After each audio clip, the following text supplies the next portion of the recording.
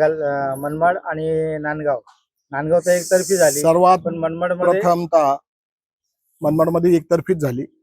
सर्वात प्रथमतः ह्या नांदगाव विधानसभा मतदारसंघातले मनमाड शहरातल्या माझ्या मायबाप जनतेचे आणि नांदगाव शहरातल्या माझ्या मायबाप जनतेचे कांदे कुटुंबीय, शिवसेना आणि सर्वच शिवसेना पक्षाच्या वतीने मी त्यांचे शतशः आभार मानतो.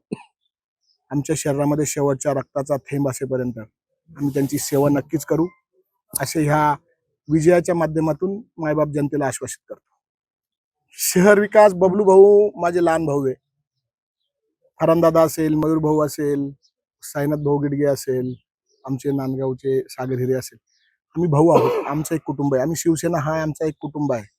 त्यामुळे भुयारी गटारी असेल, पूल असेल, MIDC असेल, तरण तलाव असेल, महिलांसाठी व्यायामशाळा असेल, अजून खूप कामं बाकी आहे आमचे.